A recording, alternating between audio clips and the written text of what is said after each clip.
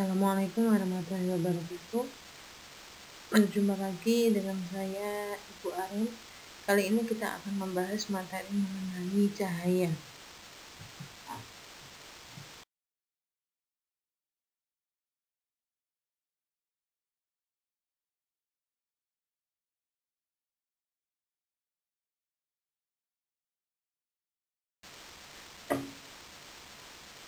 Cahaya merupakan gelombang transversal.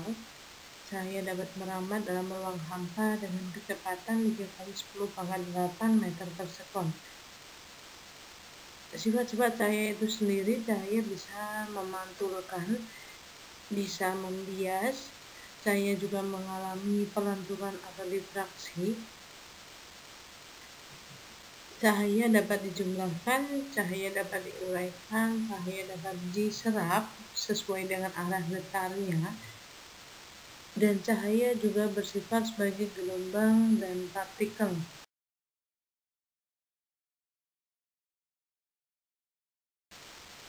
Sesuai dengan sifat cahaya, cahaya dapat dipantulkan. Pantulan cahaya ada dua, yaitu pemantulan teratur dan pemantulan baur. Pemantulan teratur di sini terjadi pada permukaan yang rata, contohnya pantulan cahaya pada cermin datar, sehingga menyebabkan sinar pantul yang sejajar. Sedangkan pemantulan baur terjadi pada permukaan yang tidak rata, contohnya pantulan cahaya pada permukaan kiplek.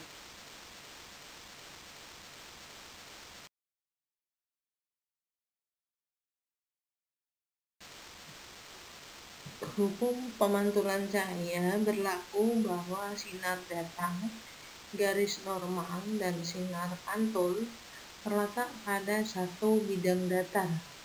Besar sudut datang sama dengan besar sudut pantul.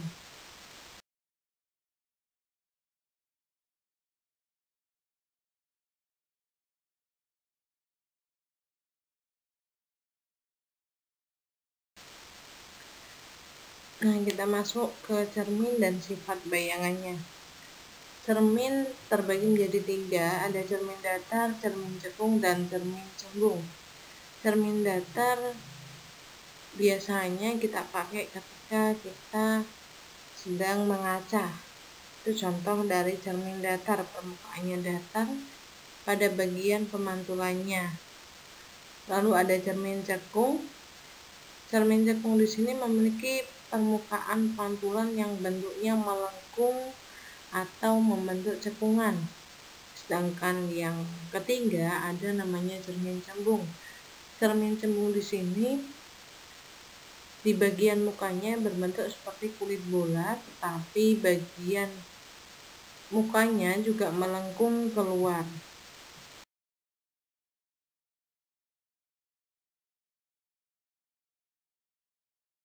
Yang pertama yaitu cermin datar. Pembentukan bayangan pada cermin datar menghasilkan beberapa sifat bayangan cermin. Yang pertama, bayangan bersifat maya, terletak di belakang cermin. Yang kedua, bayangan sama tegak dengan bendanya. Yang ketiga, tinggi bayangan sama dengan tinggi bendanya. Yang keempat, besar bayangan sama dengan besar bendanya. Jadi di sini ketika contohnya tadi ketika kita mengaca, tinggi kita sama tinggi bayangannya sama, sifatnya maya karena itu tidak nyata hasil bayangannya, sama-sama tegak, tidak terbalik ya, besar dan tingginya juga sama. Jadi kesimpulannya, bentuk bayangan pada cermin datar adalah bersifat tegak dan maya di belakang cermin.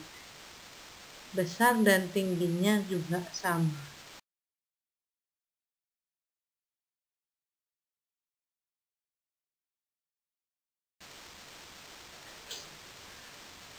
Setelah cermin datar, kita masuk ke cermin cekung dan pemantulannya. Ada beberapa sifat sinar istimewa pada cermin cekung. Yang pertama, ketika sinar datang sejajar sumbu utama ya. Ketika sinar datang sejajar sumbu utama, di sini ada garis panah yang warnanya oranye. Di sini kita ibaratkan sinar datangnya sejajar dengan sumbu utama, maka akan dipantulkan melalui titik fokus. Jadi akan dipantulkan melalui titik F di sini. Itu yang pertama. Yang kedua, ketika sinar datang melalui titik fokus, jadi sinar datangnya menuju titik fokus, akan dipantulkan sejajar sumbu utama. Jadi kebalikan dari sifat sinar yang pertama. Yang selanjutnya, ketika sinar datang melalui pusat kelengkungan cermin, maka akan dipantulkan kembali melalui titik itu juga. Jadi ketika ada sinar datang melalui pusat kelengkungan cermin, maka akan dipantulkan kembali pada titik itu juga. Itu 3 sifat sinar istimewa pada cermin cekung.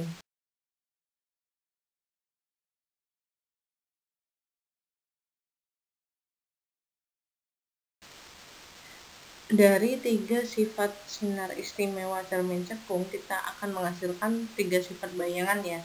Ketika benda berada di ruang 1, maka bayangan yang terbentuk ada di ruang 4. Sifat bayangannya tegak, maya, dan diperbesar. Ketika benda ada di ruang 2, maka bayangannya ada di ruang 3. Sifatnya nyata, terbalik, dan diperbesar. Ketika benda di ruang 3, maka bayangannya di ruang 2, sifatnya nyata, terbalik, dan diperkecil.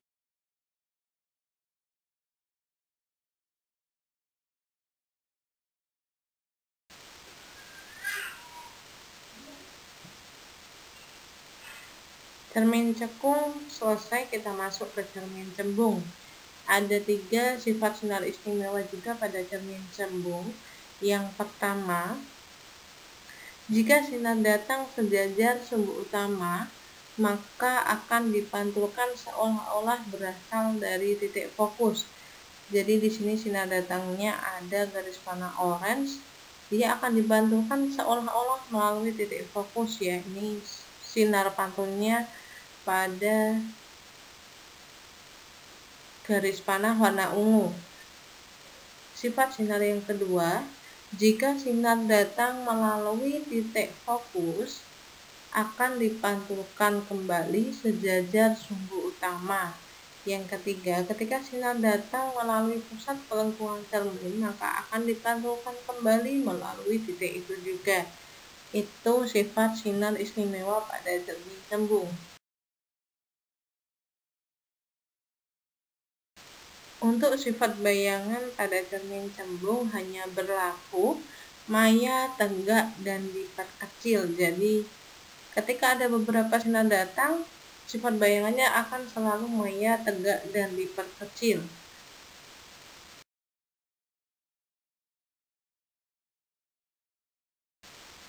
Pembentukan bayangan juga dapat dihitung ya. Di sini ada rumus 1/F sama dengan 1/S plus 1/S aksen. Di sini F-nya yaitu jarak fokus, S-nya jarak benda, S aksennya jarak bayangan. Di sini bisa kita hitung berapa jaraknya ya. Lalu kita juga bisa menghitung perbesaran benda M dengan cara H aksen per H atau S aksen per S. Jadi tinggi bayangan dibagi tinggi benda atau jarak bayangan dibagi jarak benda. Nah, di sini ada rumus pembiasan cahaya. Sin I per sin I aksen sama dengan N aksen per N ya. Jadi I itu sudut datang, R aksen sudut bias, N itu indeks bias medium 1, N aksen indeks bias medium 2.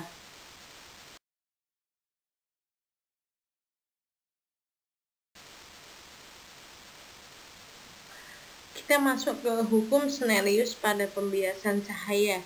Ada 2, sinar datang, sinar bias, dan garis normal terletak pada satu bidang datar. Lalu jika sinar datang dari medium yang kurang rapat, akan menuju ke medium yang lebih rapat.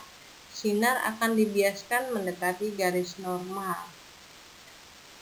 Jika sinar datang dari medium yang lebih rapat akan menuju ke kurang rapat, maka sinar akan dibiaskan mendekati garis normal.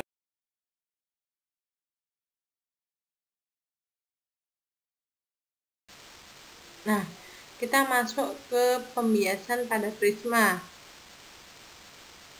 Kita akan melihat atau mengenal tentang sudut deviasi. Ketika ada sinar datang menuju suatu prisma, maka sinar tersebut akan terjadi penyimpangan arah. Yang pertama dengan sinar bias akhir. Hal ini diakibatkan karena ujung prisma membentuk suatu sudut. Sudut tersebut disebut sudut deviasi atau sudut penyimpangan.